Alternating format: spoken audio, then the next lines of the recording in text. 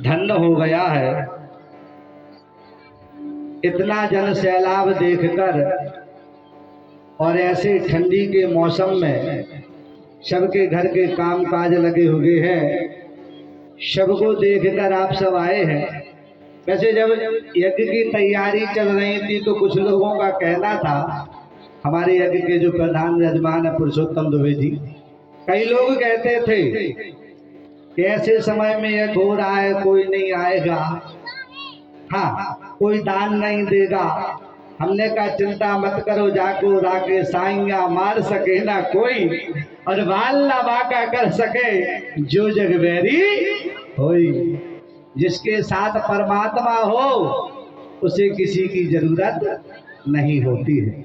ये सब परमात्मा की कृपा है, इस पावन सिद्ध धाम की कृपा है। हमारे दत्ताजी महाराज की क्षेत्र पर बड़ी असीम पावन कृपा है कि आप सभी लोग पधारे हुए हैं। अब भाई हम किसी का नाम तो लेंगे नहीं, जो साधुजन विद्वजन आचार्यगण विद्वानगण इस पावन प्रांगण में बैठे हुए हैं, सबके लिए एक ही बार में सिया राम में सब जग जानी, करहु प्रणाम जोर जुग पानी। सबके लिए दोनों हाथ जोड़कर सभी प्रेम से बोलेंगे, बोलो जय सिया राम। आवाज नहीं आ रही, अपन और मुसलमान थोड़ी है, हिंदू आए अपन और इतनी जोर से जयकारा लगाओ कि अयोध्या में जो राम मंदिर बनने का कार्य है, इस पावन धरातल की गूंज की आवाज उन अयोध्या वासियों को सुनाई दे कि गंगा जी के सिद्ध क्षेत्र पर राम चर्चा चल रही है। तो सभी प्रेम से बोलो जय सिया राम, जय सिया राम। वाह, आज पता चल गया हम लोग राम के भक्त हैं। एक थोड़ी सी आप सब भैया माताओं बहनों आप लोग शांति दो। चर्चा जा अपन और घर करू करे तो बतकाओ न करू करे तुम्हारे, हाँ बातें माते कर भी आउट हो तो माँ मेला में घूम के करू करे बात। इतने तो बड़ी अच्छी 3 घंटा कथा सुनो, इतने कहा अपन के लाने पूछने के जा साड़ी कितने की आई थी, हाँ घर पूछो करे जो सब ठीक है। बिल्कुल 2 मिनट शांति से आप सब सुन लो। एक सीधी सी बात आप सबके लिए बता दी जाए। हम लोग कथा बार बार सुनते हैं, यज्ञ के दर्शन करते हैं, यहाँ नहीं कई अन्यत्र क्षेत्रों में हम लोग यज्ञ के दर्शन करते हैं।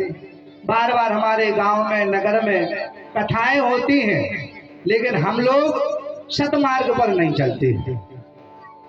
अधर्म का मार्ग हम लोग ज्यादा पकड़ते हैं और धर्म का मार्ग हम लोग कम पकड़ते हैं। एक बात याद रखना सदा, मानव देवता ना बन सका तो कोई गम नहीं। मानव देवता ना बन सका तो कोई गम नहीं, और मानव मानव ही बना रहा, भगवान बनने की कोशिश नहीं करे। क्योंकि भगवान हमारे इतने कुछ अच्छे कर्म नहीं है, हमारा सत्कर्म नहीं है, हमारा पुण्य नहीं है, हम इतने धर्मात्मा नहीं है कि हम लोग राम बन जाए। राम नहीं बन सके तो क्या होगा? राम ने, कई लोग कहते हैं, कथा आएगी अभी, कि माता कैकेयी सौतेली है, लेकिन जो रामचरित मानस का अध्ययन करता होगा, इस संसार में कोई भी गांव ऐसा नहीं है जिस गांव में रामायण ना होती हो। कोई गांव ऐसा नहीं है जिस मंदिर में महीने में रामायण का पाठ ना बैठता हो। हर गांव में हर व्यक्ति रामायण को जानता है।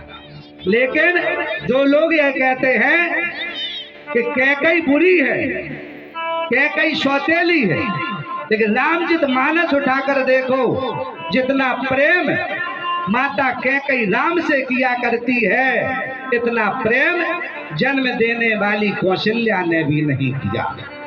फिर भी धन्य ने वो राम, एक सौतेली माता कैकेयी के कहने पर, जिसकी राज तिलक की तैयारी हो रही थी, हम लोग किसके पीछे भागते हैं? संपत्ति के पीछे, जमीन के पीछे, जायदाद के पीछे।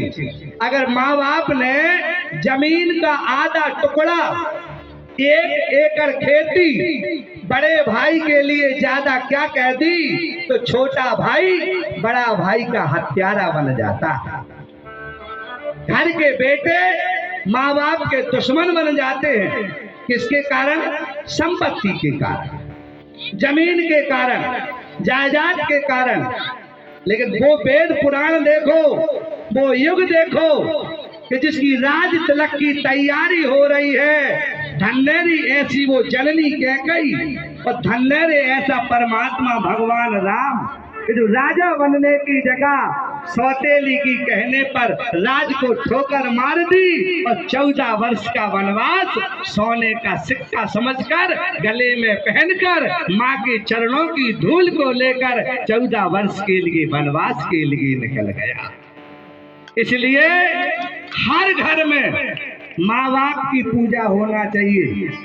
वेद, कथा, पुराण, शास्त्र, भागवत, राम कथा, यज्ञ, जितने भी शास्त्र पुराण हैं, हम एक ही सतमार्ग दिखाते हैं कि जिन घर में माँ बाप के आंसू निकलते हैं उस घर में धनाढ्य से धनाढ्य व्यक्ति भी कभी जीवन में सुखी नहीं रह पाता है। हर घर में हमें माँ बाप की सेवा करना चाहिए, धर्म को पहचानना चाहिए। हिंदू धर्म में हम लोगों ने जन्म लिया है, हमें हिंदू धर्म का पालन करना चाहिए। हम लोग बड़े सौभाग्यशाली हैं रे कि हमारे लिए भारत भूमि में जन्म मिला। इस भूमि में जन्म मिला जिस भूमि में राम खुद पैदा हुए हैं, इस भूमि में जन्म लिया जिस भूमि में कृष्ण खुद पैदा हुए। और हम लोग कितने अभागी बन जाते हैं कि जन्म देने वाली माँ को हम लोग लात मारने लगते हैं। हम लोग कितने अभागी बन जाते हैं। पिता जो खून पसीने से हमारे लिए मेहनत करके परिश्रम करके संपत्ति इकट्ठी करता है, अंत समय हम लोग उन बूढ़े माँ बाप का पलंग घर से निकाल कर बाहर दरवाजे पर जो कल घर का मालिक था आज वो घर का चौकीदार बनकर बिठा देते। हम हिंदू हैं। एक बात सदा याद रखना, जिन घरों में माँ बाप का सम्मान नहीं, जिन घरों में माँ बाप की पूजा नहीं, जिन घरों में अपने से बड़ों का आदर नहीं, जिन घरों में गुरुओं का सम्मान नहीं, जिनके अंदर ब्राह्मणों के लिए प्रेम नहीं, वो संसार में ना कभी खुशी था और ना कभी युगों युगों तक खुशी रह पाया, कभी नहीं है। एक बार ऐसे समस्त दानदाताओं के लिए सभी लोग जोरदार सम्मान से ताली की सेवा करेंगे, जिनने अपने परिश्रम का धन, मेहनत का धन यज्ञ नारायण भगवान के लिए भेंट किया है। हमारे श्री तखत सिंह जी, जिनकी तरफ से 111 रुपये की दान राशि और 11 किलो अन्नदान भगवान के लिए समर्पित होता है। कोई माता जी है जो 105 रुपये का गुप्त दान करती है, भगवान उनका कल्याण करे।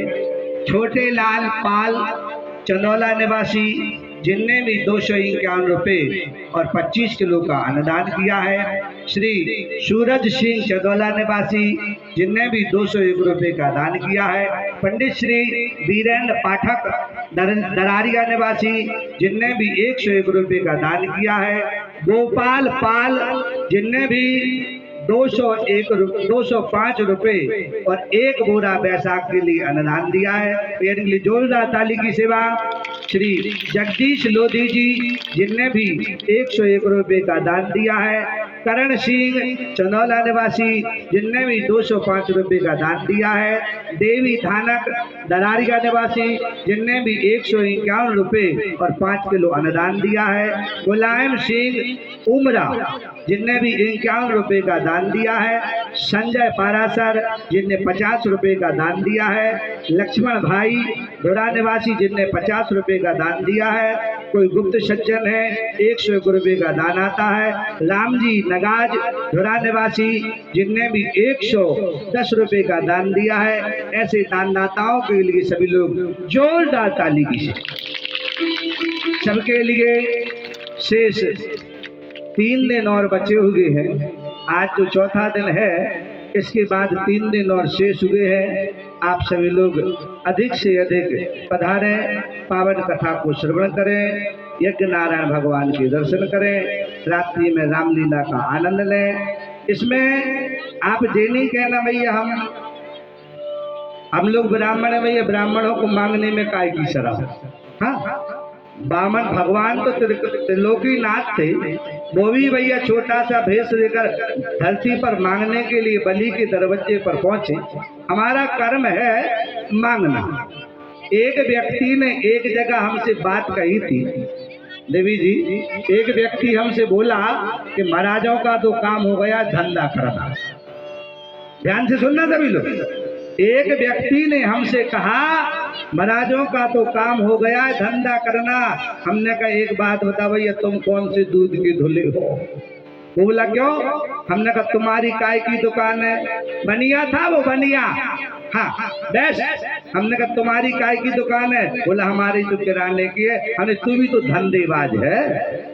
तू अगर किराने की दुकान में बैठा है तो तुम्हारा धंधा है। कपड़े बेचने वाला कपड़े बेचता है, उसका धंधा है। सुनार सुनार को पीटता है, उसका धंधा है। लोहार लोहार को पीटता है, उसका धंधा है। कबाड़ी कबाड़े को बेचता है, उसका धंधा है। ब्राह्मण अगर भजन और सत्कर्म करवाता है तो परमात्मा भली जी धंधा ही मान लो। अगर ये धंधा नहीं होता तो आज सब लोग इतने लोग यहाँ पर इकट्ठे नहीं होते। इसलिए हमें मांगने में भैया कछु शर्म नहीं है। अपनो कर्म आए मांग लो। आज हमारा सनातन धर्म पीछे क्यों है?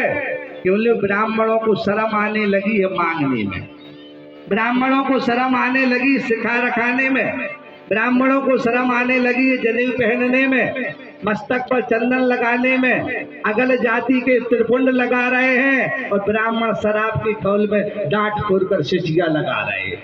हाँ, इसलिए हमारा धर्म पीछे है। इसलिए हमें कभी शर्म, अगर धर्म की चर्चा आ जाए तो मांगने की बात पर, अगर ब्राह्मणों को किसी के दरवाजे पर जाके अगर आपको मांगना पड़े धर्म के प्रति तो उसमें कोई शर्म नहीं है। हमारा काम है मांगना।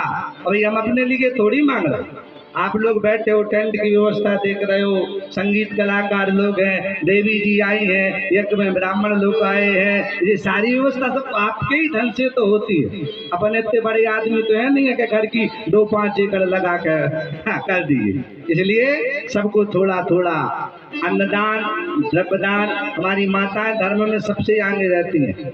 इसलिए आप लोग भी थोड़ा गौर किया करें। जे लोग अगर मना करें तो दुका कर ले आओ घरे, खाओ तिजोरियों में से खाओ। एक बार प्रेम से बड़े भाव के साथ दोनों हाथ उठाकर बोलिए कि नारायण भगवान की जय हो।